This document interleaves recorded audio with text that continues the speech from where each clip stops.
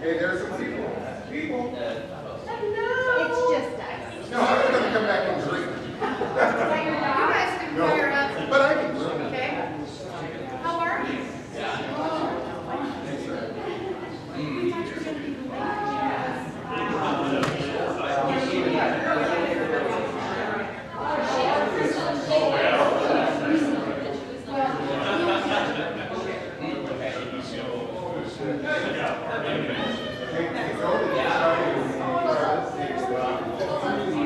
I'm racing crap.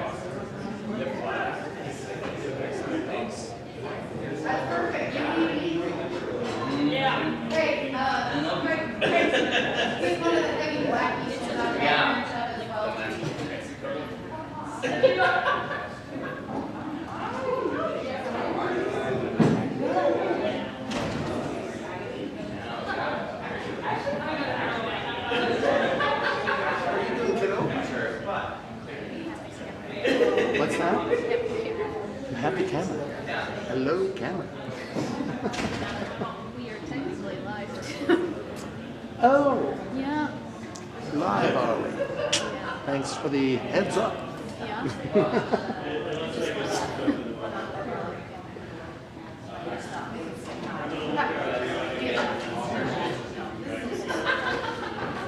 There you go. All right. Well, have fun.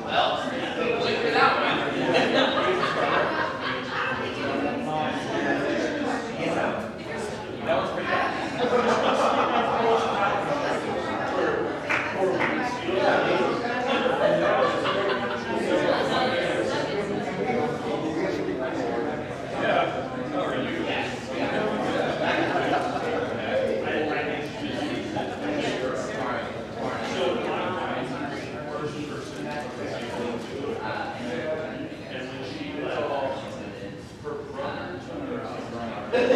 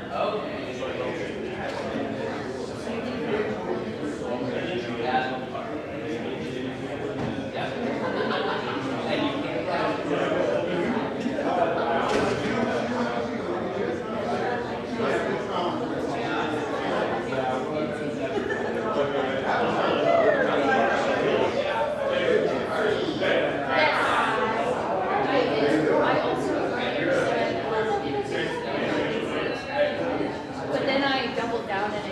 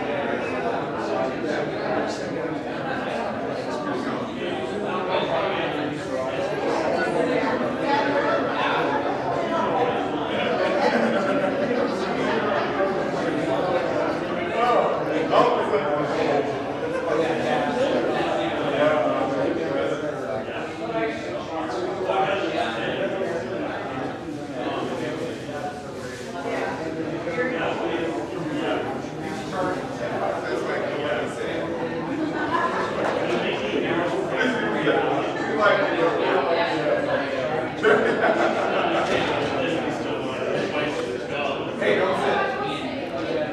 Nope. Come on over here.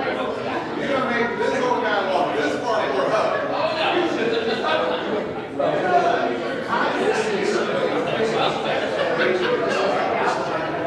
Sure, bud. I'm fresh. It's better when you do this.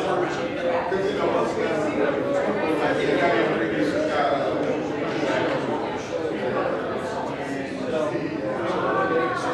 Yeah, we probably ought to.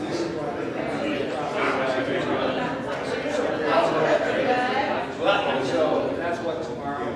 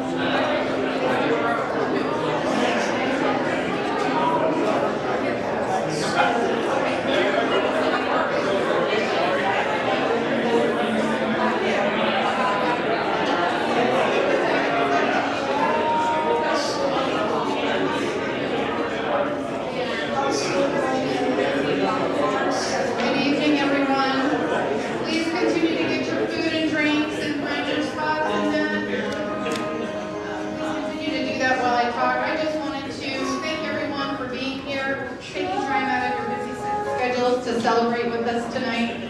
I would also like to thank the Kansas State Alumni Center. I would like to thank Roxy Case, Steve's Floral, who knew that you could make a beautiful arrangement in a trash can, but they did. My niece Cookies, the CTE class from Manhattan High School for live streaming tonight's event, as well as the concert tomorrow night. And then Leroy and Julie Burke for video presentations. Hopefully, some fun shots to do. In case you didn't see, framed photo of the have signed that for us. Wow, that was like, you could have just turned it down a little bit. Well, that's okay. You did a good job, Jaden. Hopefully you also can get a chance to mingle around and look at some of the memorabilia on the tables. There's some pretty fun black mail material there. As the evening progresses, we are going to have several people come up and speak. This is not your ordinary retirement party. I had to get Gittle to stop telling people it's a come and go event. You can come and go, but there's something you will miss. And if you have to go, we absolutely understand, but appreciate you spending any amount of time here with us tonight. So as the evening progresses, if you feel the need for another meatball or some more charcuterie, or definitely an Eileen's cookie, please feel free to go ahead and get up and grab that, even though one of us may be up here talking. This is a casual, wonderful, small, intimate celebration here. Do keep in mind, we're hoping to be able to squeeze in a little bit of toast and roast, so if you have a toast or a roast or many roasts and no toasts, that will work fine as well. So we do have several things planned, and we are going to go ahead and get started here in just a few minutes. My team hors d'oeuvre over here at this table. This evening, I will pay you $10 if you laugh at every joke that I make. I do it for free. Okay, well I will pay you $20 if you can figure out which ones the jokes are, and please laugh at them. Okay? So be on task. You've done a great job so far tonight. All right. Jaden, turn the music back on. Where is she going? You can turn the music back up for just a minute, and then we'll get started.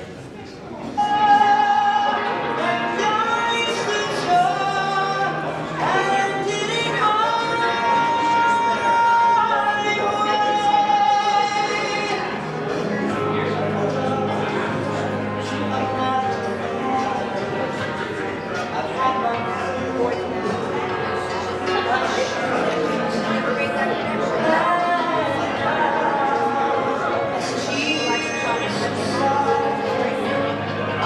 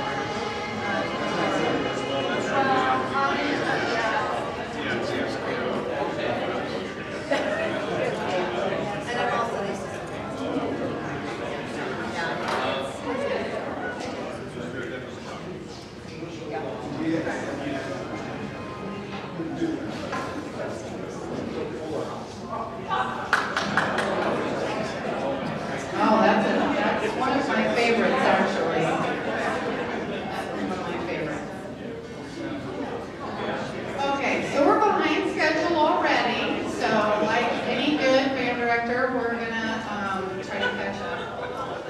I do want to again thank everyone for sharing this evening and celebrating with us to celebrate Gittle's 36 plus years of educating youth in our community and youth across our country. We also celebrate many of you who have also dedicated your careers to young people in multiple settings. Everyone here actually deserves to be celebrated for whatever you do to contribute to the world, and let's all try to always make it a more pleasant one. Thank you to those family and friends who are tuning in on the live stream, and again, the CTE class from Manhattan High is helping us with that, so we certainly appreciate their time as well. I'd like to wish a belated Happy Mother's Day to all the moms in the room, and an early Happy Father's Day to all the dads. Tonight, we're very blessed to have some friends who will be sharing some thoughts about Gittle. I didn't say good ones or bad ones, but they will be sharing some thoughts about Gittle and his career as well as his life. We are going to begin with Mr. Chad Poppy, vocal director at Manhattan High School. Chad shares the ultimate work romance with Gittle. I will say that Mike Marsh is also right in that game as well. Chad will share some thoughts on Gittle's career and achievements.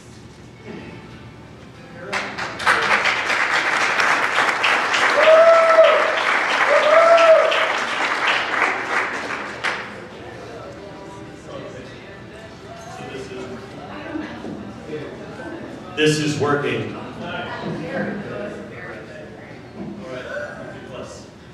Good evening, everybody. Thanks for being here tonight. My name is Chad Poppy. I'm the choir director at Manhattan High School, and I've been able to work with Joel the past 20 years, and that's to tell you how long he's been teaching at the high school. That's not even 2/3 of his time, is the last 20 years. So we want to say thanks so much for being here. It means a lot to him and his family that you're all here. So let's dive in. First of all, several years ago I had the pleasure of speaking at my own father's retirement. He preached at a big church here in town for 25 years. When he started, it was running about 500 a Sunday, and when he left, it was running about 1,500 a Sunday. And we got to say a lot about him, but I made sure at the beginning of that to speak about my mom. If you're a preacher's wife, you are the hardest working unpaid staff member in any church, and that is not a close contest. So we want to start by saying thank you to Jerry. It is a special...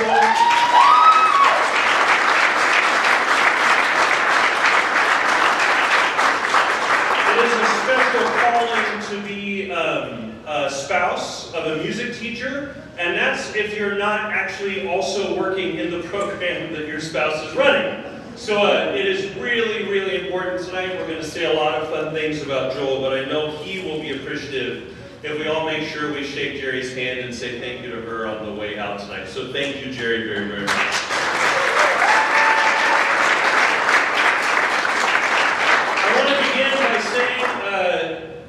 We're very lucky to know Joel and his years of experience. And I'm going to start with the best piece of advice he ever gave me. It's 4 very important words in the life of any public school teacher. Many times in his office, I've come in pretty downtrodden, and he always looks at me and he says these 4 words, and it always helps me understand what I'm going through. He says, Chad, don't send that email. I have several bosses in the room tonight, and they will be shocked to learn that the email they got was the version Joel told me was okay to send. I also want to say it's really interesting to be as a music teacher in a room at a private event. Music teachers are used to running everything that they're a part of. They're never in a room where they're not in charge. So to be here not in an official USD 383 capacity, just as a private citizen, speaking to other private citizens at a private event, is really exciting. So if you're here from USD 383, hold on to your butts, it might get real honest. What makes someone decide to become a music teacher? Well, it's pretty tough to describe what goes into that. In a lot of ways, if you've ever been in a really effective music class, you're surprised that everybody in that class doesn't want to be a music teacher. It is such a special, specific, non-replicable experience to be in a really good music classroom. The sense of belonging, to walk into a room that says, not only do we want you to be here, but you're doing something in this room that nobody else in the room is doing. There's no bench. If you're not the best one in the class, we don't put you on the bench and say we'll bring you in if somebody hurts themselves. Everybody plays in a music classroom. Those kinds of experiences where the only competition in the room is all of us together fighting to bring out the beauty of the most sophisticated piece of music our director will let us play is such a special and unique experience. Anybody who has been in an ensemble like that treasures it, whether they go on and continue playing or not. So let's say you decide you want to be a music teacher like Joel. You go to college. I don't know what Joel's classes were like, but when I went to K-State to start my degree, there were 40 of us the very first semester. We're super excited. We all loved high school music. We all thought we were talented. We were all raring to go. We all thought we could hack it. By the time I got the end of my sophomore year, so 3 semesters later, there were 9 of us left. So that's how it starts.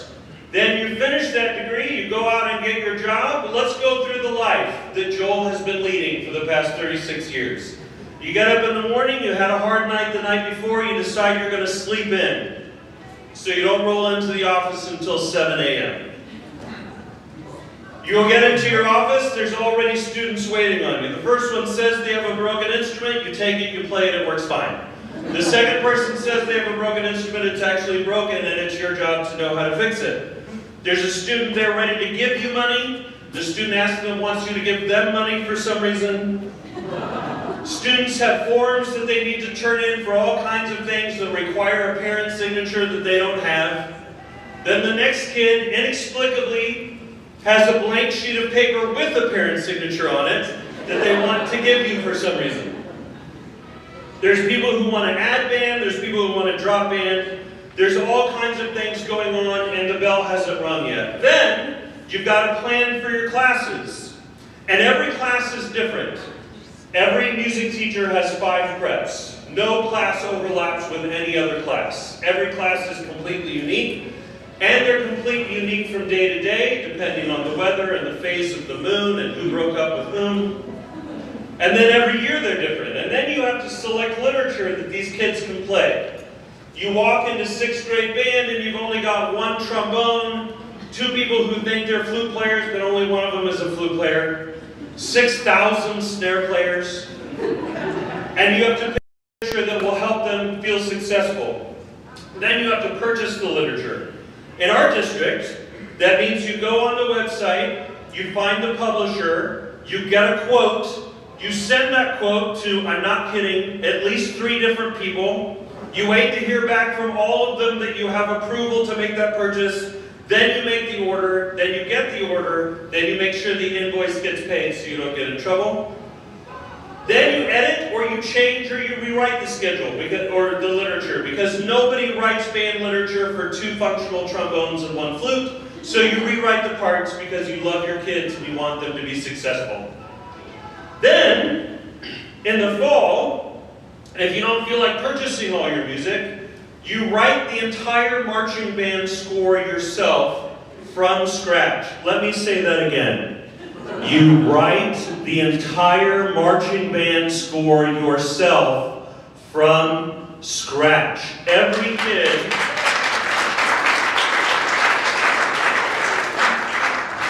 kid in that band has a note to play at a specific time, and they don't get to choose. Someone has to tell them what that note is. And that was Joel for 36 years. Then you also have to plan, how do you get the students into class? How do you get them out of class? What do you do while you're in class? Do you warm up? Do you not warm up? Then you have announcements to make, and you got to make sure you make the announcements on every platform possible as often as possible, because someone will email you and say they didn't know about the concert until the day of. So the announcements are important. and you're done with the day of school, then you have pep band rehearsal, talent show rehearsal, extra marching band sectionals, you go to department head meetings, you go to building leadership meetings, you go to scheduling meetings, you go to Friends of the Performing Arts meetings. You do all this stuff for your classes you haven't done yet. You do student assessment, travel plans, long-term planning, calendar, and fundraising planning. You have performances during the week. You have evening games. You have Friday night games. You have weekend games. You load the trailer. You unload the trailer. You load the trailer back up. You unload the trailer again. Rinse and repeat. A parent calls to say you are unreasonable for wanting their students to be actually physically present in band class. Then 2 years later, the same parent calls and says, my student only loves band class. Will you please use your influence to try to get them to attend the rest of their classes because they love coming to band? But then you're done. You've gone to school, you've had school, you come home from school. No, you're not done because you haven't eaten yet. You haven't peed yet. You haven't said hello to your wife and your children yet. And for teachers in the room, you will notice I conspicuously left out that you were teaching 5 hours of that day in front of students. Have you ever had, those of you who are not teachers, have you ever had a big presentation at work? PowerPoint, the whole thing. How much time did you spend preparing that PowerPoint? How many hours went into that 20-minute presentation that you lost sleep about? Now, imagine that your audience for that presentation were all given professional level noise-making devices. Now imagine that all of them are the teenage versions of themselves with those noise-making devices. Now imagine, instead of planning hours for one presentation, you plan daily for 5 different hour-long presentations every day, 5 days a week, 36 weeks a year, for 36 years, and then at the end, you don't die. That is impressive.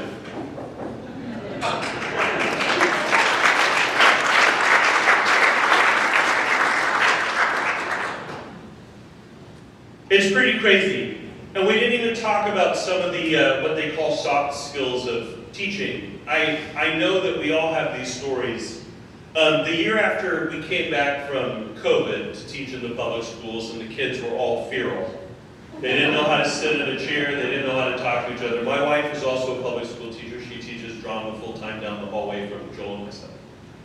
There was an evening, the year after COVID, where Jenny and I were each in separate rooms of our home, calling 911 on 2 different students simultaneously for self-harmers. Now, I have that story and it sounds dramatic, but every teacher in this room has those stories. And if you take those stories and multiply them times 36 years, that's a lot of counseling, that's a lot of crying students, that's a lot of students who said, Dr. Gittle, you're the only adult male in my life who believes in me. That's a lot of big deal conversations with kids that we don't even gloss over. I mean, we don't even talk about them when it comes to resume items. And while you're doing that, you also serve Kansas Music Educators Association. You hold every office available to you in the North Central KMEA district. You get your PhD, which still makes me so angry. It is really aggravating to control.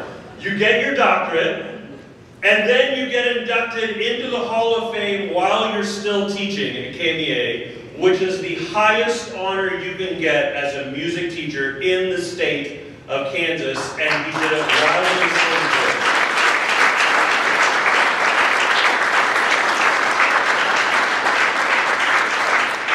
So why would he do this? I'm gonna guess, after a lot of heartfelt conversations with Joel in his office, you do it because of relationships with kids, you do it because you help kids, you watch a young person fall in love with music right in front of you. And some kids realize for the first time that they are able to make something beautiful with other people. Some of them do not learn that until they learn it for the first time in a band classroom. One of the things that I like to say about Joel is that he does the right things for the right reasons. There's a lot of opportunity to become an egomaniac as a music teacher if you choose to become so. And Joel is not. Joel does the right things for the right reasons. If you or your kids or your friend kids were in his classes at his time at Manhattan High School, you are very, very blessed to have had that opportunity. So 36 years. Here's the numbers for those of us who can only picture things in a spreadsheet. 6 superintendents, 6 building principals, 12, count them, 12 activities directors, 4 athletic directors, 3 head football coaches, 5 boys basketball coaches, 3 girls basketball coaches, hundreds of performances, thousands of students, innumerable lives touched, and at least one very dear friend. Congratulations, Joel and Jerry. We wish you nothing but the best.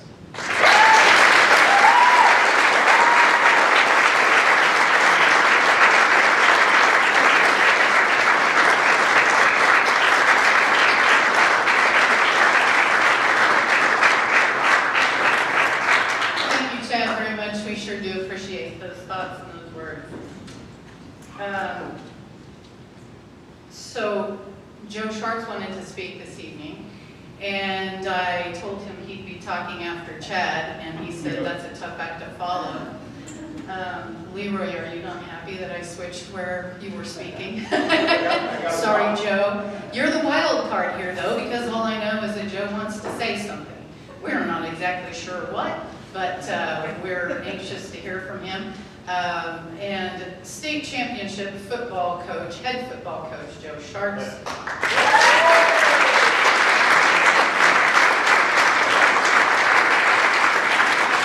You have a couple of exciting things coming up this next year. There's some sort of deal or contract with Adidas, or if you're a K-pop fan, Jaden, Adidas. And Rockhurst High School is coming here to play Manhattan High School. So oh, dang, there you go, Gittle. Call it out now. We're coming here to lose. So, but we appreciate you being here, and I will hand that over to you.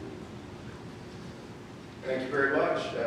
It's a pleasure to be here, an honor. And, I've worked with Joel for 22 years, just a little longer than Chad. 22 great years. One of the consistent things at Manhattan High has been Mr. Gittle, and the support that he has given the football program and myself, is tremendous and very well appreciated. I was thinking about what I was going to say, and the similarities between our programs. You're in charge of a large group. You have a staff of assistant coaches, directors that you have to, all the equipment, all of the performances, all of the practices. And so there's so many similarities between our programs. But I will say this, Joel chose the right career path. He is the true GOAT because he is undefeated.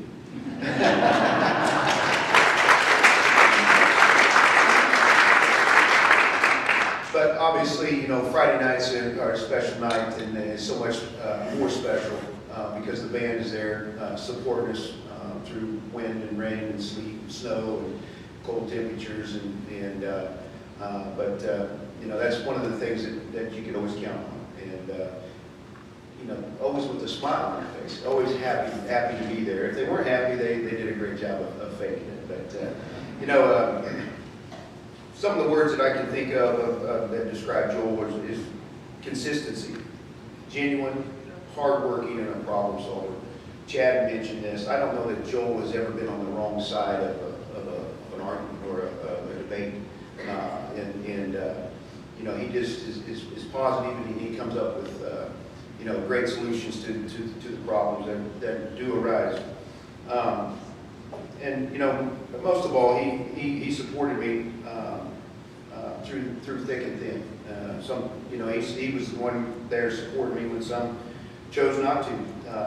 So he's a true friend. He will be missed, and for all of his support and efforts throughout the years, I'm going to give him our highest honor. Our kids, when they perform at a high level and a consistent level, they get their Bones jersey. So tonight, Mr. Gittle, you get your Bones jersey.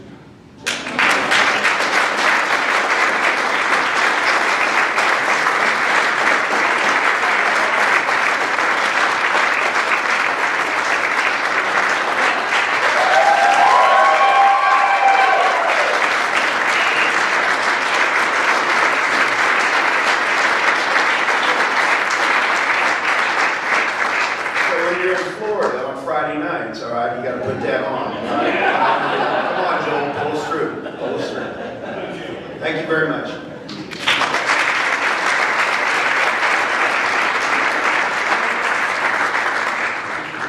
Thanks, Joe. That was absolutely great. Thank you so much for taking the time to share. Okay, so next page. I don't believe how many times I rewrote this. I've been writing it driving in my van for the last year, which is also how I write color guard work for the show, by the way. So if you ever see me changing lanes and I cut you off, I'm really sorry. It was probably a really dramatic part of the music in the show. So we're now going to show a short video documenting some of Gittle's greatest moments. And by the way, Joe, you did a great job following Chet. That was great. Thank you. So we're going to show a short video, a couple songs long, so I appreciate your patience. I do want to thank Leroy, Julie, LJ, and I'm sure Lexi as well for both of the videos, the long version that we've kind of been playing since people came in, and then this short version as well. I would like to credit, I kind of thought it would start later. I'd like to credit the song choices for this short presentation to Justin for the first song, which is from one of his favorite musicals, and to Jaden for the second song. Oh, I just got a text. Oh, that's so sweet. To Jaden for the second song that expresses her feelings about her dad. So please enjoy, listen to the words of both songs, and thank you very much.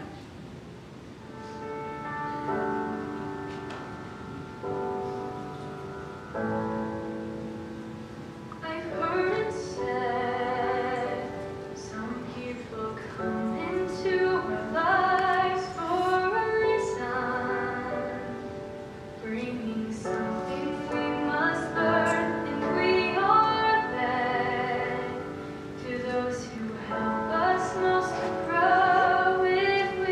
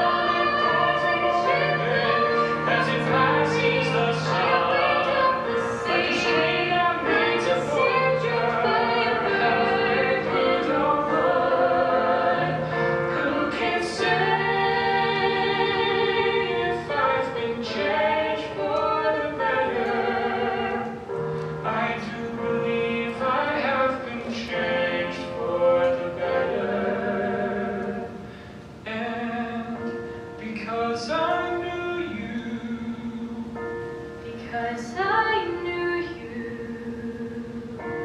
Because I knew you.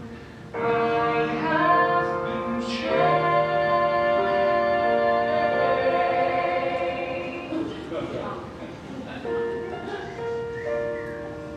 For you.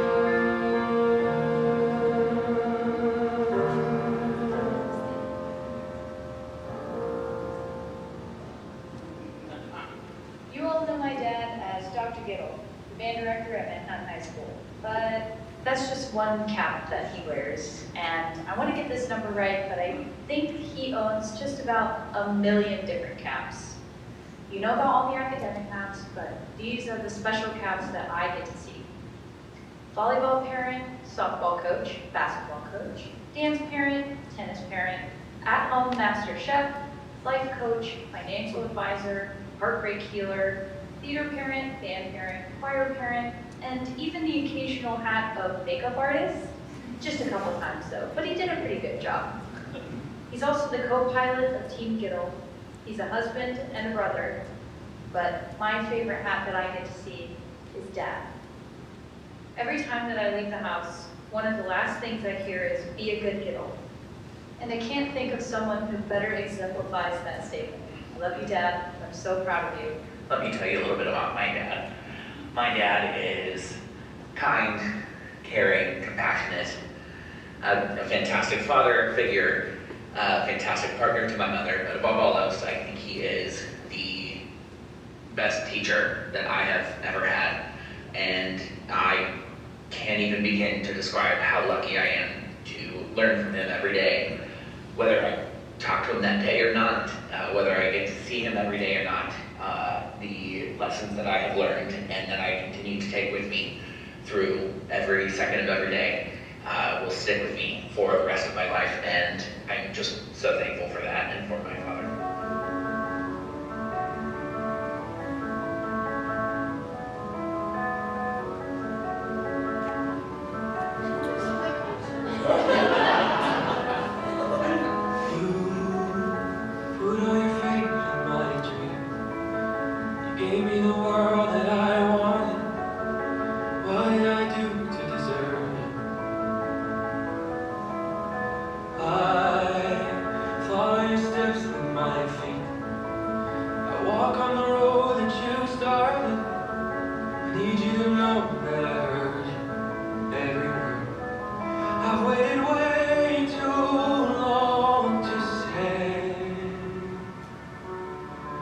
Everything you need.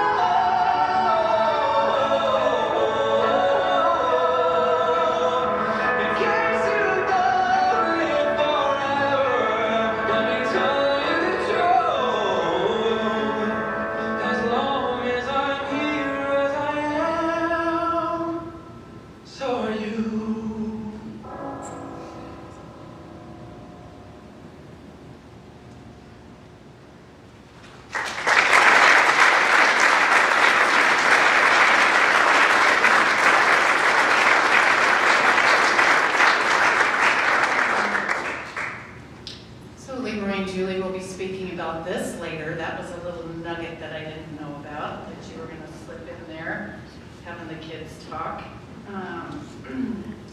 The plan a year ago was that Jaden would sing that song. And if you listen to the words and had opportunity to listen to those and understand those, you gotta understand why that didn't happen. Okay. So Leroy Burke, longtime best friend, co-conspirator of years worth of shenanigans, is going to speak about Gittle Farewell.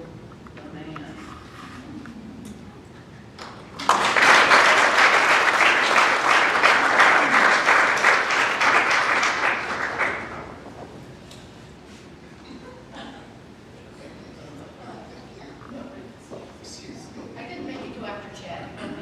Thanks, Coach. You did a great job. 13,756 days. That is how long I have known her. The very first day, I actually remember. We were on a field, practice field for the Kansas State band, the old practice field that was behind the president's house, his backyard. And Jerry comes up, she goes, "How are you to see somebody?" And it was Joe. 13,756 days ago. It's been amazing. You ever have that friend that you kind of don't have to talk every single day, but boy, when you talk, it's good. That's that guy. That's who he's been to all of you too. I just have a longer run. A blessing is what I would call it, but a longer run. Joel and Jerry lived in the downstairs of Julie and I's first home. They were called bottle rollers. Now they were just transitioning, right? You get your job, you don't start getting paid until August. You need somewhere to live over the summer, and we were more than happy to invite them in. But we had a little code that we didn't know about until years later. We do it. That meant, come up and eat with us. The cool thing was, we had no idea that that had the impact that it really had. Because we were just saying, well, we got this extra food, come and eat. Jerry and Joel were saying, oh man, we get to go eat. So, it's great, right? We can give back. That's what that is. That's just giving back. That's what's been our friendship and relationship all these years. Just giving back.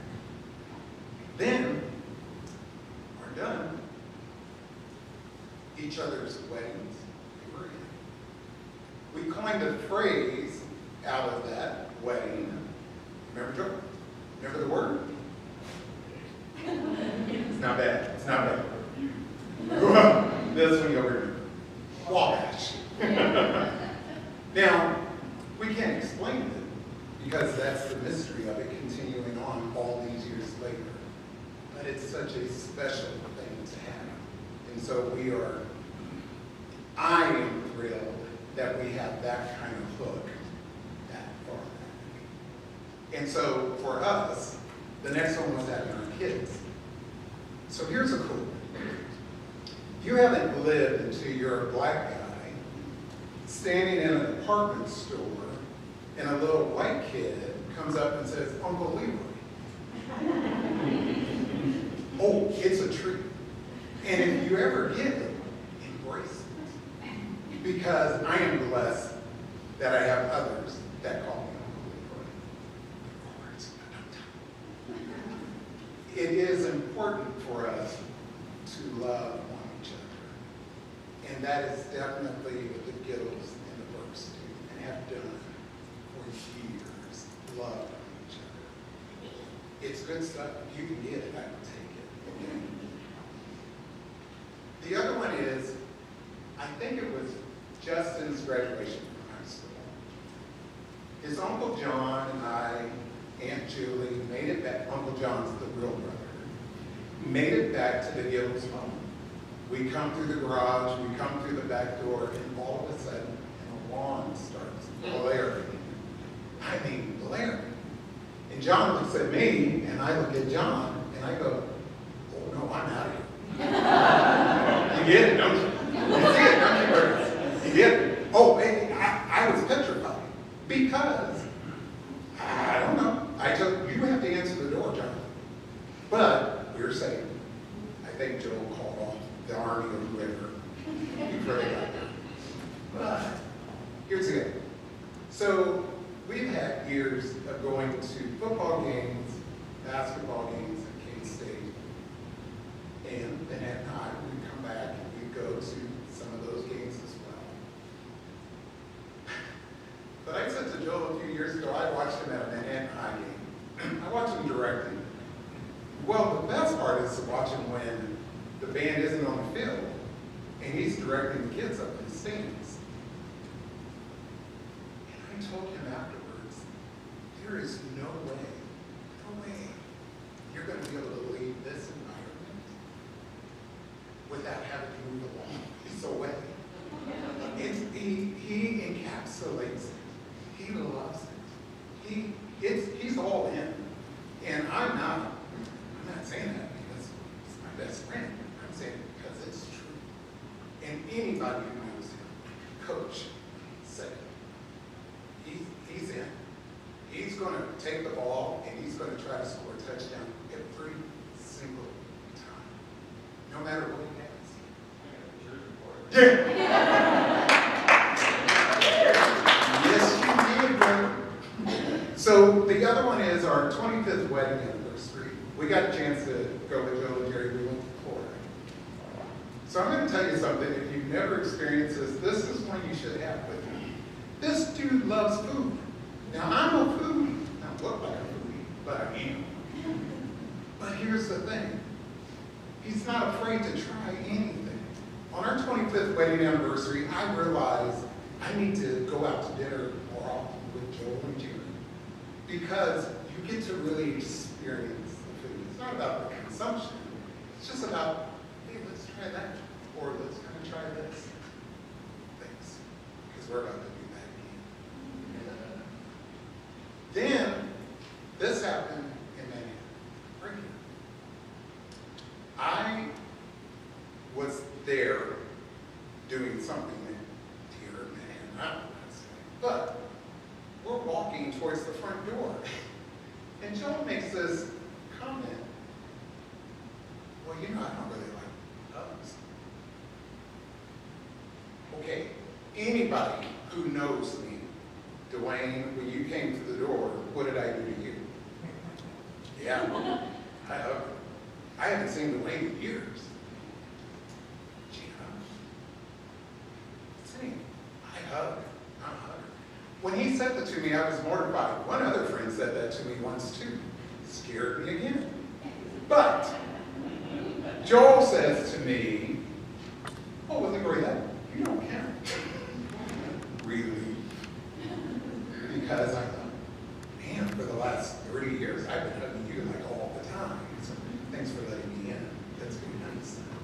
Listen, in the end, we've had a great run. It's been a lot of fun, a lot more to come. We've had such wonderful times, like the $20 bunny minute. $20 bunny minute at a K-State. What was that then? Where were we? We were at the stadium. March Madness. That's it, March Madness. Now you remember. Oh, it's coming back to them now, right? Yeah.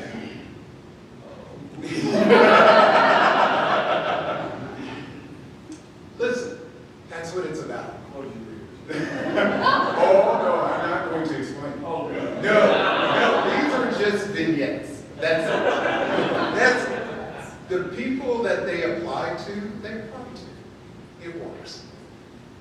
When you became the director of Manhattan High School, we had a studio here in town. I thought it was the coolest thing. So my gig is a professional photographer. I photograph thousands of people. Many seniors here in Manhattan High. And I would always ask when a senior would come through that I knew was a band, I'd say, where's your band director? oh, Mr. Gittle, man, it's cool. Do you know how good I feel when the kids, these kids, today's kids, are willing to be that honest and that forward and that caring to express that? They had no idea of our relationship. This was just, you know, when you do the job that I do, you're trying to get people calm, you're trying to get them to kind of embrace who you are so that they can be comfortable and smile. You know, a conversation, a dialogue. Man, those kids love you, Dr. Gittle. And I think it's cool. Totally deserving of that spot. You are me, brother. Okay.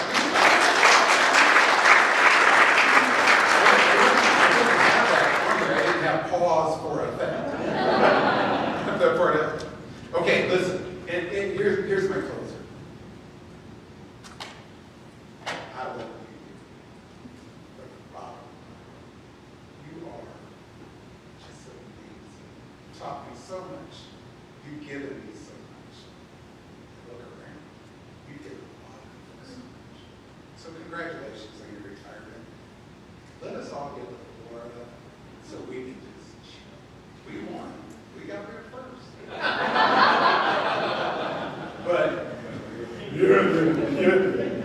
But we're ready. So there you go, Jerry. I'm done. Thank you.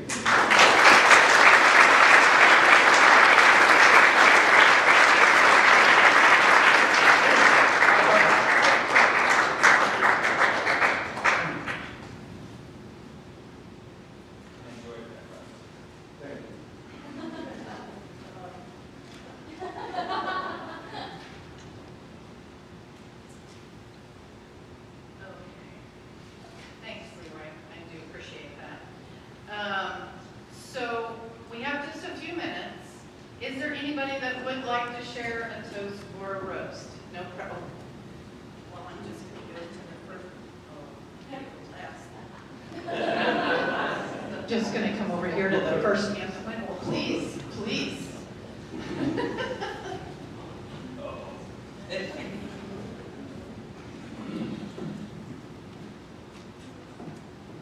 I was told this was going to be a little bit of a roast. Hey, Gittle, a couple of things. That bright line colored shirt, that polo, lose it. The black tux, keep it. But you always look the best in Manhattan blue.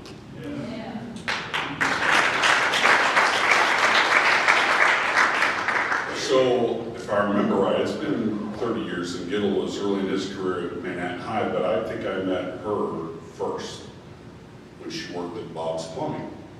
And then I started to learn a little bit more about, I can't call you doctor, I just call you Gittle like everybody else in the world does. But it took no time to realize there's Manhattan High football, there's all the great things athletically, scholastically about Manhattan High, but I learned right away what Dr. Gittle was about. And whether I was on the air or after a game, it always, I love it when I see Gittle. And I'm sad that you're leaving town, but I'm thrilled that you're gonna go live it up in Florida.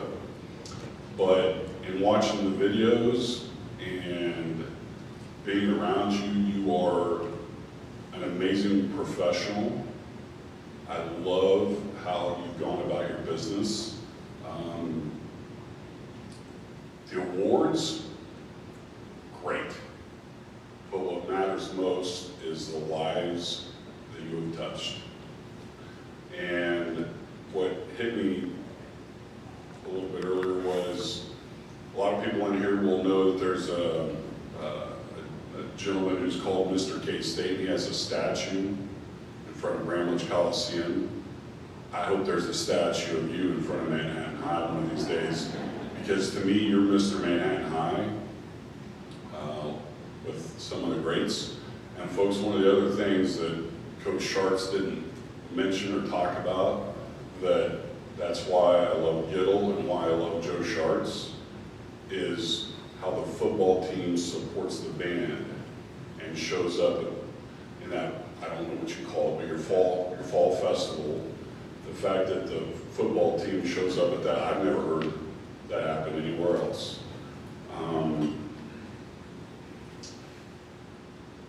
I also remember, not today, but in earlier years, I was a huge professional wrestling fan. Loved pro wrestling. Early on, I didn't think it was fake. It didn't. Then I realized, don't ever say that to a pro wrestler. Don't say it's fake. How old were you and you didn't think it was? 25. But my favorite professional wrestler was Stone Cold Steve Austin. And I actually have an Austin 316 t-shirt. And I went to a regional, or an NCAA women's regional up in Seattle. And the University of Oregon's band was there. Not the whole thing, but the smaller version. And they played Stone Cold Steve Austin's walk-up music. And I thought, oh, I gotta tell Gittle. I gotta tell Gittle, and I had to tell Monocle. But I will admit, I mean, Gittle and I were on pretty good ground with one another. I thought, man, I'm gonna suggest to Dr. Gittle that be played at Manhattan High basketball. Lo and behold, the next game I go to, Gittle fires that up, and that's when, tongue in cheek, you became a Hall of Famer in my books. That the radio guy brings up Stone Cold Steve Austin's music, but, you know, I'll never forget when Gittle invited me and my wife, Janelle, who's an assistant principal at Manhattan High, to come to Drill Down. What on earth is Drill Down? Now I know, and I just loved it, but watching you work on Friday nights is always going to be in my brain. You're going to be unbelievably missed, but never forgotten at all. I hope you'll come visit, but again, set all the plaques and everything else to the side, Joel. You were one of the most amazing people I've ever met in my 30-some-odd years here in Manhattan. And so are you. Best of luck.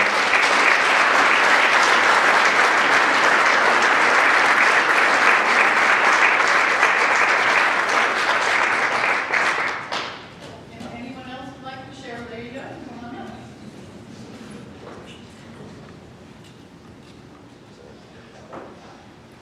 I don't want you to hide behind your hat, Bill.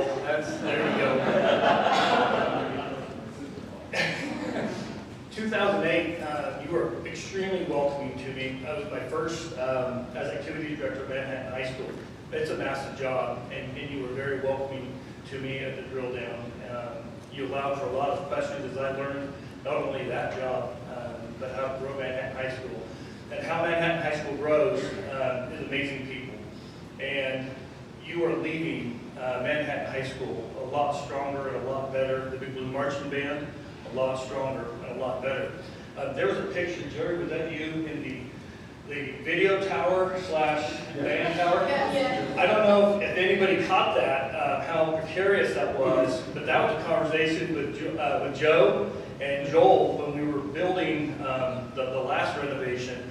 You know, what can we do better? And just keeping an open mind, allowing for questions, doing what you felt was right, how to advocate for your program, your kids.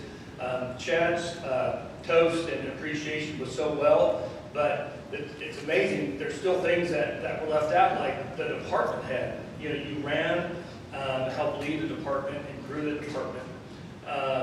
And you're leaving Manhattan High School. And that's hard to say because, 30 years ago, Manhattan High School was a great place. And somehow, some way, you're leaving it a lot better. Now, personally, and this is, when you have people's parents' most valuable thing, one of the most valuable things in their life is their kids. And I don't want that to get lost. Personally, multiple kids have either experienced a great experience in music because of the department that you led, or personally, as Big Blue Marching Band and in band, I have kids that have benefited from you and your leadership And there's different levels of skill and interest in each one of those kids at our house. And you took kids from different levels of interest, and we've talked about that, how important that is. A kid that's kind of interested, you know, but I want to be part of the Blue Marching Band. There's a place for that kid in your band. To a kid that says, I want to go to college, and I want to be what Joel is. I want to be what Dr. Gittle is. There's a kid there's a place for that kid in your band. And so I don't want that to be missed, of how many thousands of kids that you have found, you've helped find a place for, that you've taken care of, because many, many adults, many, many parents in Manhattan, Kansas have benefited because you've taken care of their kids. With that, I toast you and I thank you.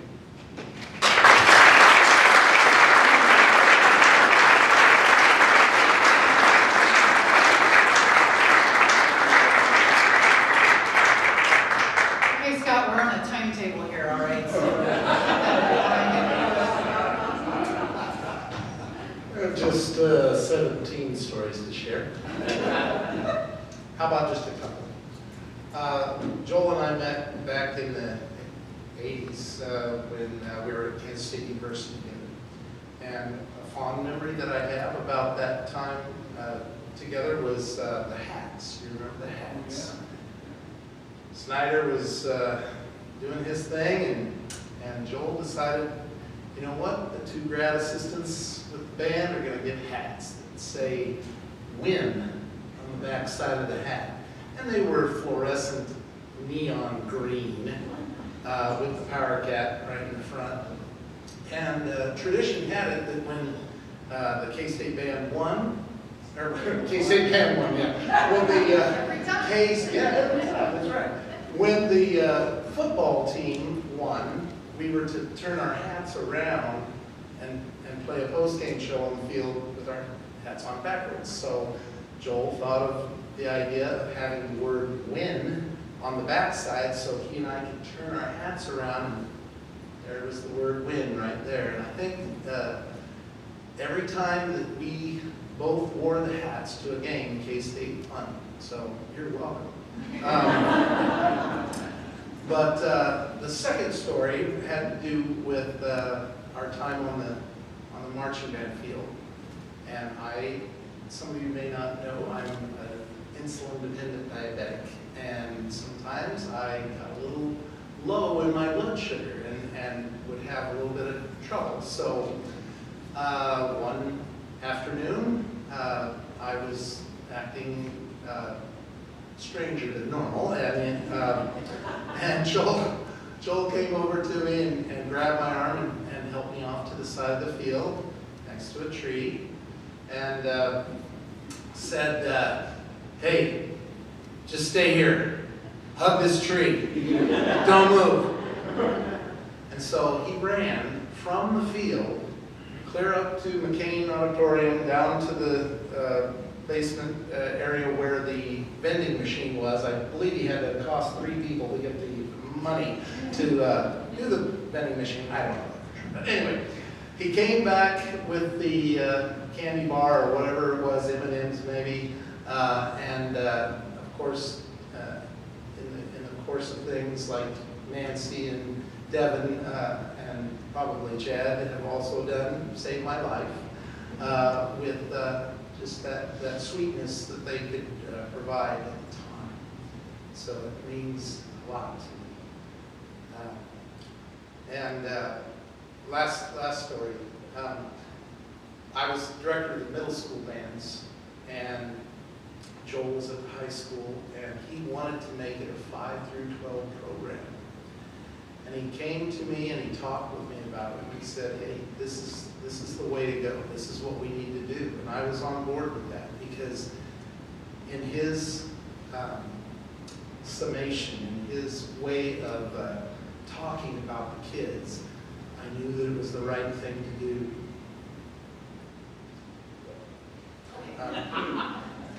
They love that. But it was the right thing to do. And I supported him in that effort. And I'm glad that I did, because it was a wonderful thing to be able to come to the high school and teach with the high school kids with you, and have so many years of fond memories of our trips together and just Krispy Kreme. We spent a lot of time, Nancy probably knows the story too, about we would go to Krispy Kreme in Wichita, and there was one time I think the doors were locked, and I was having none of it. Because being a diabetic, that's my one splurge a year. I got to eat the Krispy Kreme donuts, and I think Steve Easterday was along with us. And Steve and I were, at one of the years that we did it, Joel and Nancy had to hold Steve and I back because we wanted to lay on the conveyor belt and go into the machine, like this. And so that was fun and interesting. But Joel saved the day there too because he said, there's a drive-through. And it's still open. So, crisis averted, we got the Krispy Kremes. What he's missing there is he'd already pumped up. Yeah. He had already adjusted his insulin, so we had to get into Krispy Kreme. True. And the rest of us got in the vehicle to go through the drive-through. Scott, however, did not. He ran through the drive-through up to the speaker to try to get some Krispy Kreme donuts. You're still there, right? You're still there, right? Well, in conclusion, my friend, every time I think of the tree or see a tree, I'll think of you.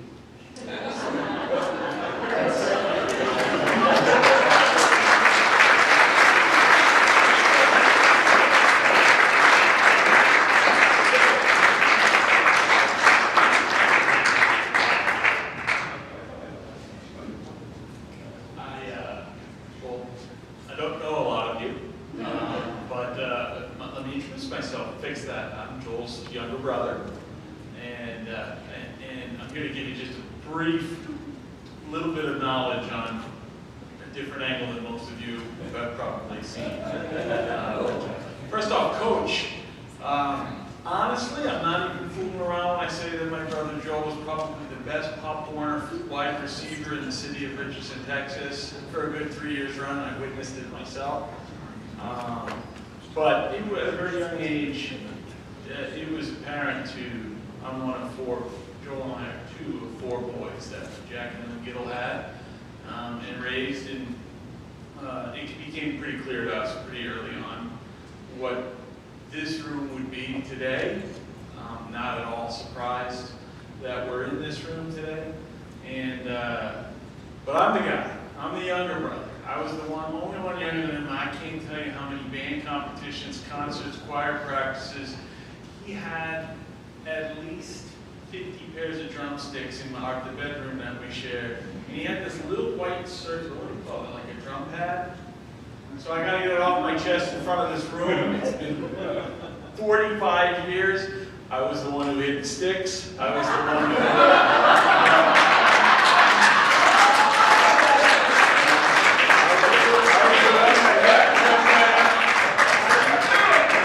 We had this dachshund named Casper, and he had all these toys, and I used to hide it under the blankets and the toys.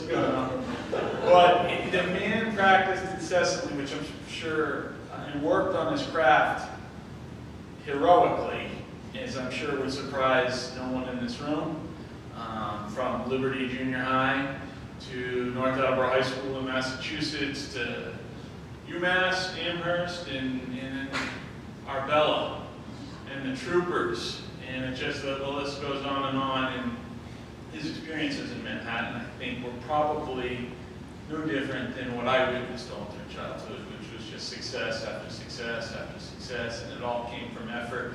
And that was not a bad thing for a little brother to watch, doing anything. So thanks, Joel. And I'll leave you with this as a toast. Our father raised four boys. He gave us kind of two axioms to live by. One is, a person's character is probably a direct result of the people he surrounds himself with. And so I thank this room for surrounding him in his career, because it doesn't surprise me that he's here. And the family, the Gittle brothers, are thankful to all of you. The other thing is, He used to tell us, I don't know if you remember this, he used to tell us that, hey, everybody has 3 phases in their career. One is, the first phase is learning, and then the second phase is earning, and then the third phase is serving. And I'd just say this real simply, man, did you kill that one. So, we're proud of you, Joel, and thanks very much.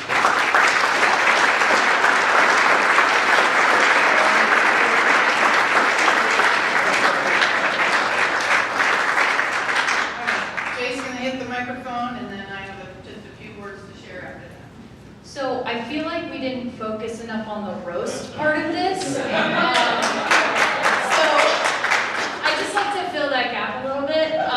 My first, just before I start, can I cuss since there's no kids in the room? No. Okay, perfect. So we have a family group chat between the 4 of us, as I'm sure most people in this room have some sort of group chat. My dad likes to abuse that power, and we get just about daily a dad joke sent into the chat. Sometimes twice a day, multiple times a day, depends on how much time he gets to spend on Facebook that day. And so, luckily for me, I actually just did this just now. I collected a few, because I don't have to write the roast, the man wrote it himself.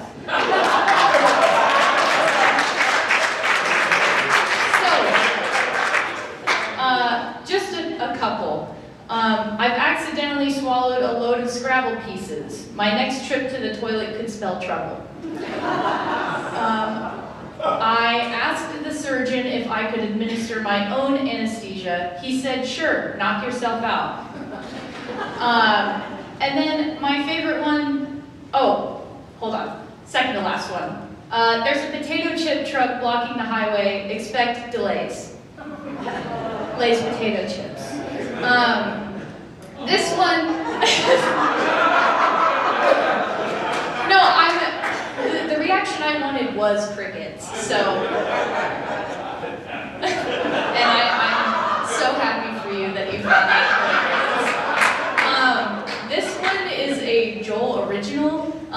A new love that my dad and I have found is going to Comic-Con together, and we have a great time. And this year, William Shatner happened to be there, and we our strat is to walk around all day, do all the things, buy whatever we want, and then we kind of just meander in the celebrity area. We don't purchase anything right off the bat, because you can just walk in there. They just let you walk around, and so it's kind of like Fish Tank, and we're like, ooh, who's out now? Ooh.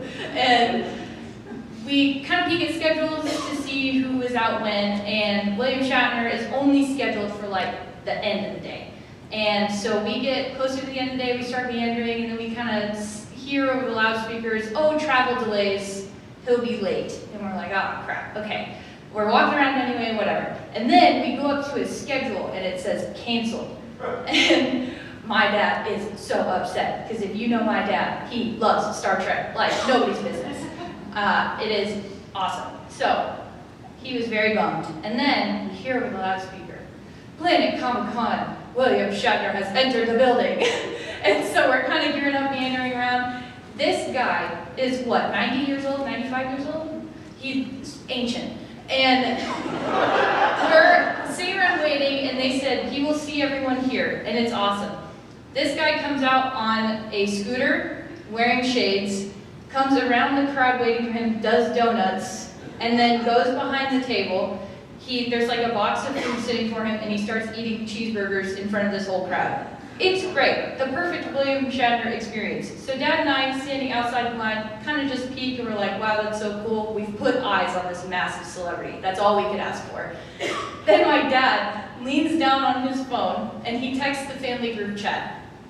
Very short, but encapsulates my dad in a way that only 3 other people, 4 or 5, can know so in their core that this is my dad.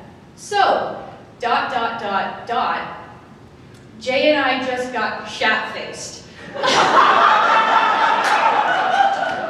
And so, if you ever needed to know my dad's humor, in case you didn't already, that's a perfect example.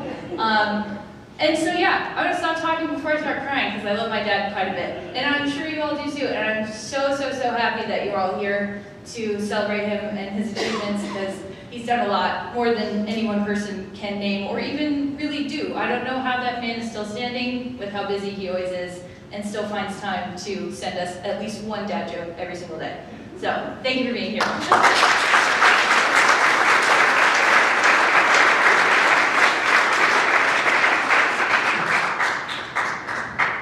Okay, so, time check. All right, we're doing okay. We are probably going to end up with not quite as much more visiting time at the end, but I have some important things I want to share. Probably not going to be as smooth, even though I have rewritten this thing 3 times, because a lot of you have expressed a lot of these same things, and I don't want to be that redundant. So, my thoughts.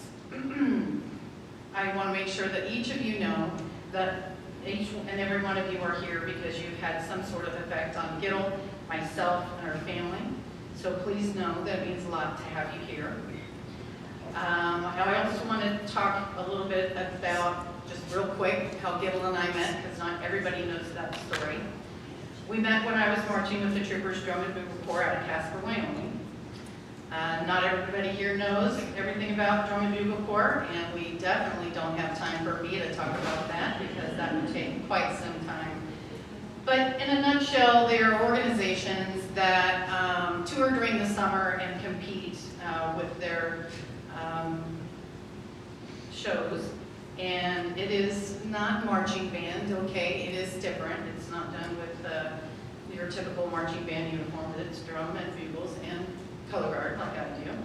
And they do have camps during the winter months to try to get their show prepared. So I had already been with the Corps for 4 years when in 1988 Gittle was called to come in and help with a Memorial Day camp.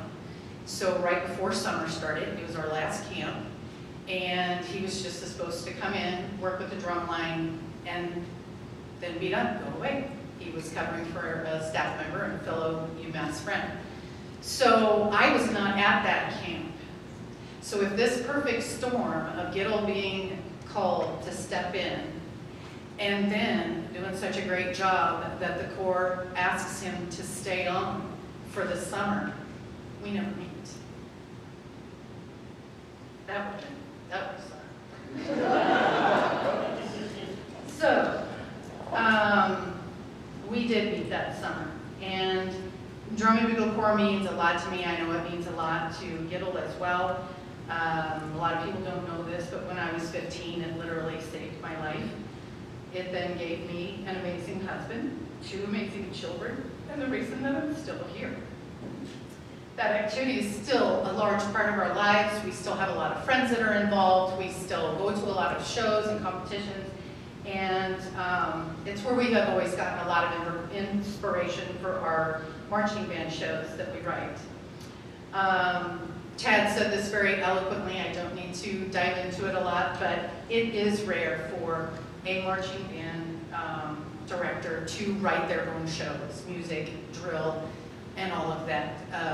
He's written them for other schools, including even K-State, and has always done a wonderful job. And it's just been a pleasure from the days of us hunched over on your footlocker that we used as a coffee table, and many, many explicatives when you have color-coded something wrong and a section is going to end up being blended incorrectly.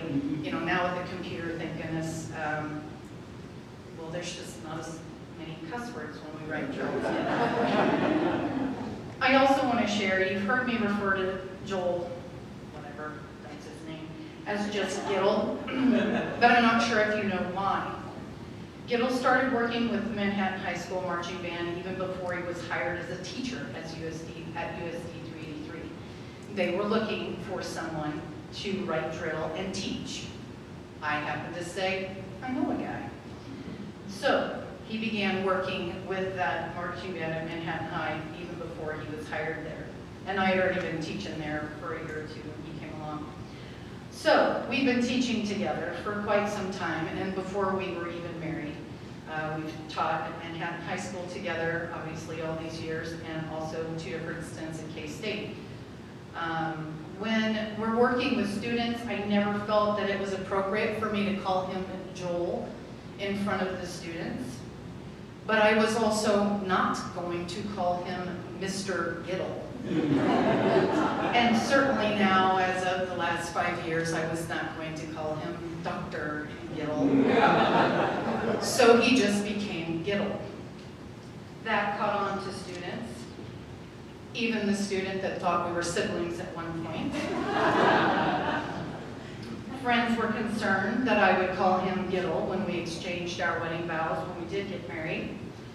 All these years, he's just been Gittle, at rehearsal, at home, and everywhere in between. We've had an amazing journey watching him grow. He has been very inspired every day. His focus has always been on the students. And as again, it's been mentioned before, there's always been a place for everyone in band. And he's worked tirelessly to make that happen for students. He's not only taught them music, he's taught them life skills, leadership, how to be a good human, well-rounded students. Kind of flying through this now. Well-rounded students. We've always encouraged students to be involved in other activities and clubs, jobs, all of those things that help you grow as a young person. But that also meant he had to form a lot of relationships. Relationships, again, that are not typical of most band directors. He had to form good relationships with administration, with coaches, with parents. There's been many a deal made in a back room with a debate coach of, you get this student on this Friday night for a tournament, I get him on this Friday night for a football game, and so on. Forensics, I mean, so many different activities. I personally have had students that would come from tennis practice right to an evening rehearsal.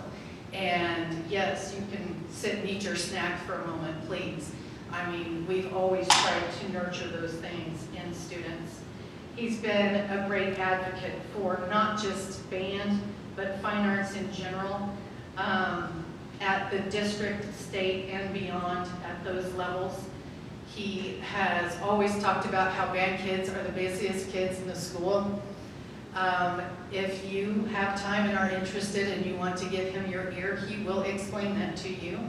And also explain that they are also the students that have some of the highest GPAs in the school.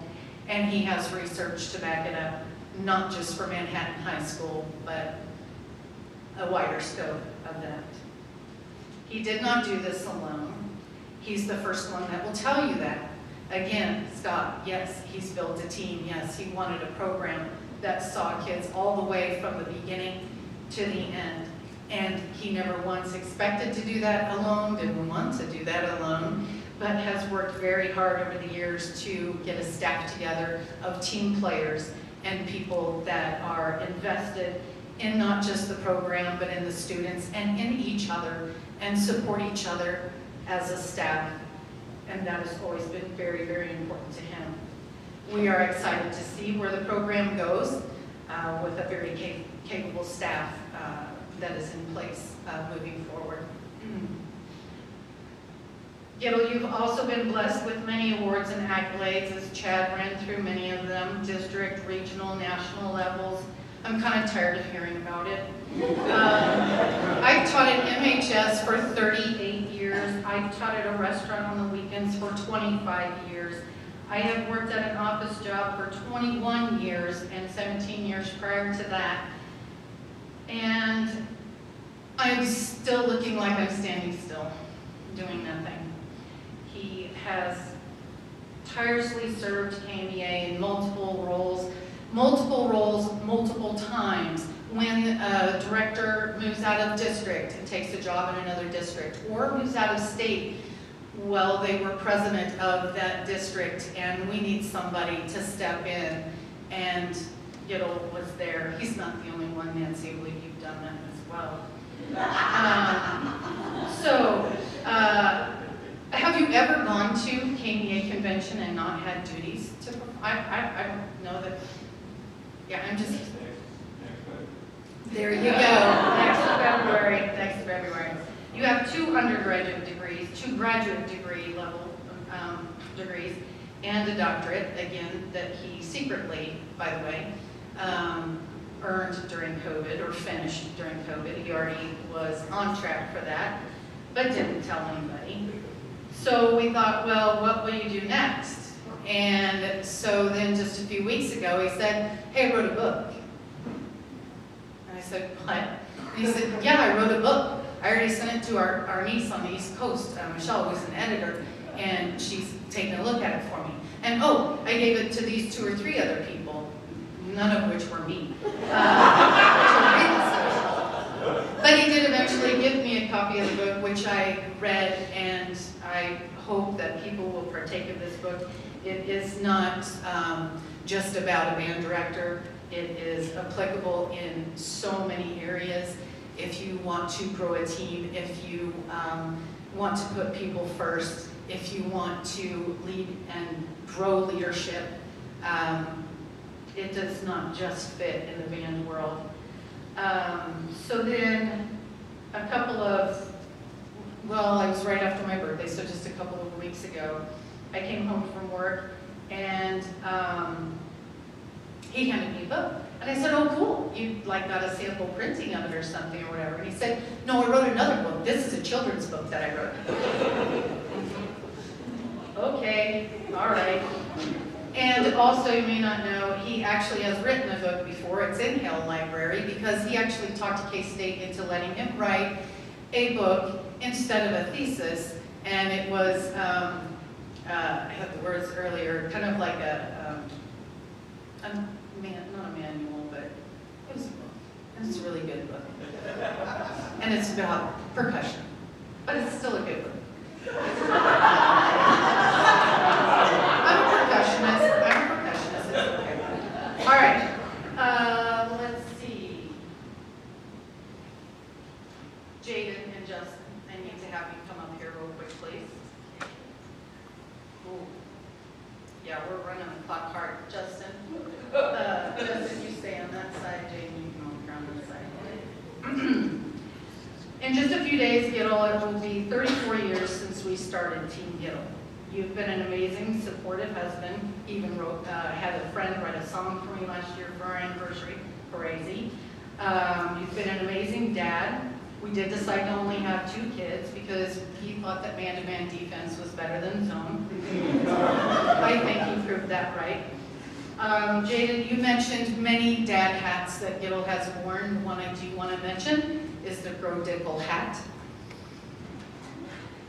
The Gittle hat is the families of Jeff Grove, Kent Dick, and Joel Gittle, who coached every one of their daughters' Parks and Rec teams that they ever were in, softball, basketball, volleyball. I mean, they did it all. He was a travel volleyball dad. He was the best dance dad. I'm sorry, he just was. And you have been our kids' biggest fan and supporter. You taught the importance of being a Gittle and a team player, even to the point that Jaden, when she got in trouble in elementary school and had to explain herself, at the end, she simply said, I just wasn't being a good Gittle. So you've raised 2 talented, caring, empathetic, intelligent, loving, amazing humans.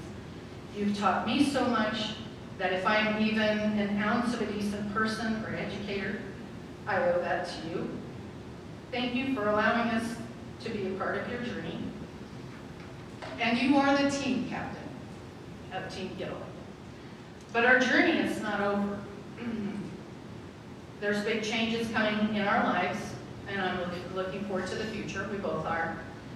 But I've recently been thinking about something that happened months ago. And if you don't know the Gittles, we love to play games. We love to play all kinds of games. We like to play card games. We like to not change the rules in the middle of a game when you have a whim. He didn't exactly cheat. He tried to change the parameters of the game.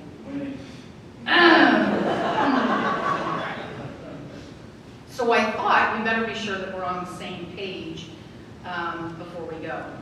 As we embark on this new adventure together, I am all in. I'm willing to recommit my life to you, to us, and to Team Gittle. I would like to ask you if you would remarry me.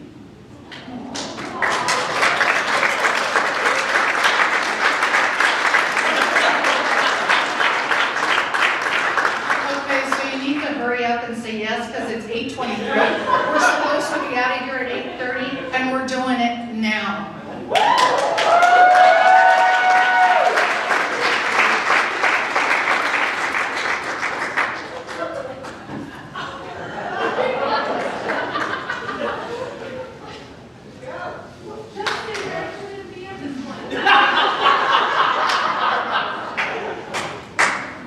So I do want to say that I know this is short notice, okay?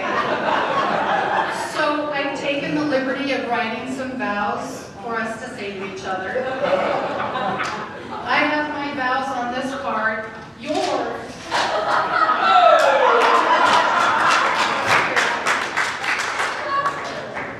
But maybe we'll just get a shortened version of that. So Leroy and Julie are going to help us out with this. Okay. That, you get to read that. And we have to use this. Okay, we'll train. Thank you very much for your patience here. Yeah, it's been a while since we did this. Yeah. Here, you get on the other side of your dad. Where's yours? You stay here. It's over here. Okay. Oh, sorry. So, Leroy and Julie, take it away. Okay, we are gathered here today before the group of amazing people, that's you, to witness the renewal of vows between Joel and Jerry Gittle.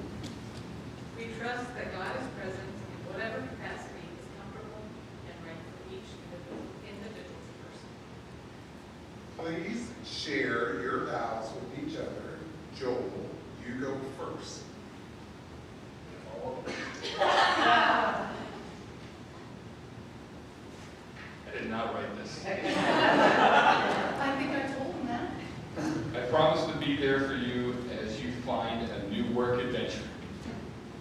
I promise to show patience and understanding as crafts and photos amassed over 3 decades take over 1, maybe 2 rooms at our new house. I did not write this.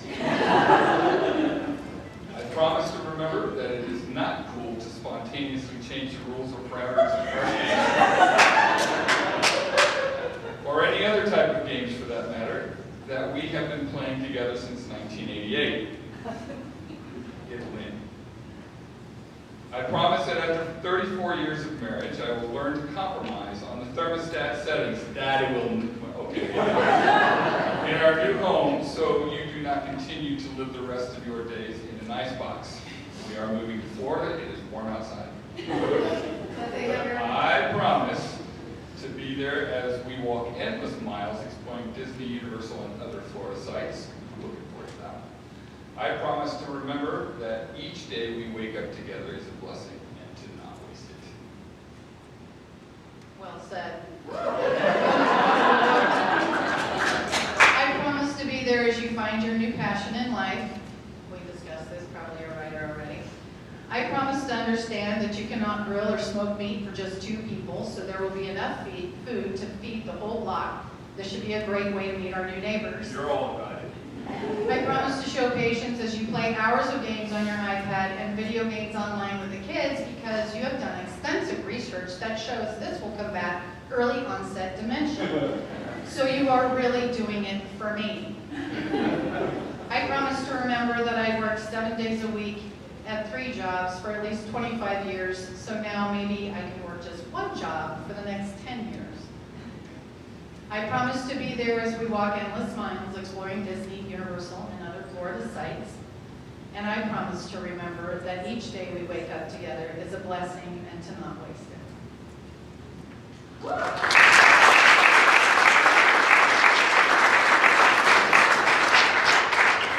Joel, repeat after me. Jerry, I recommit my love to you. Jerry, I recommit my love to you. I promise to be there for you through walkers, I promise to be there for you Walkers. through walkers, electric scooters, electric scooters, and any other hurdles life may put in our path. and any other hurdles life may put in your path. I promise to not spend all of our money on shenanigans. To spend all of our money. I promise not to spend all of our money on shenanigans. There you go. I promise to remember that every day is Team Gittle Day, I promise that every day is equal, especially the hard ones. especially the hard ones. Jerry, repeat after me. Joel, I recommit my love to you. Gittle. I promise to not hide your walker. I promise to not hide your walker. Recharge your electric scooter. I'll recharge your electric scooter. And to be there for any hurdles life may put in our path. And to be there for any hurdles life may put in our path. Even if we have to walk around, Even if we have to walk around them rather than leap over them. rather than leap over them. Mom, stop the drum. I promise to remember that we have the money I promise to remember that we have the money so we can spend it on shenanigans. so we can spend it on shenanigans. I promise to remember I promise to remember that every day is Team Gittle Day, that every day is Team Gittle Day, especially the hard ones. especially the hard ones. Amen. So you may vote. Let's see this. Now look at your original reins that no longer fit you. Huh, I didn't know. Oh, that's so pretty. You may seal those vows with a kiss.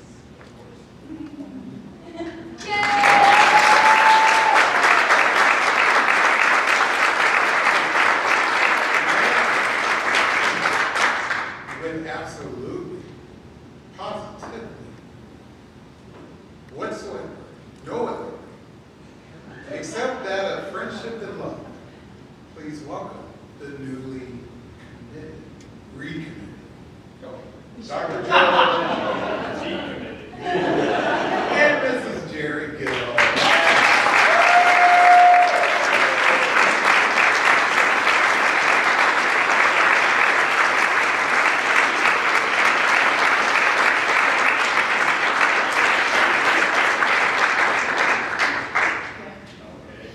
So very much, again, thank you very, very much. We really do appreciate you being here and taking this time out of your very busy schedules and to shower us with some love and some fellowship. And I just can't, just tickle pink, I can't say it enough.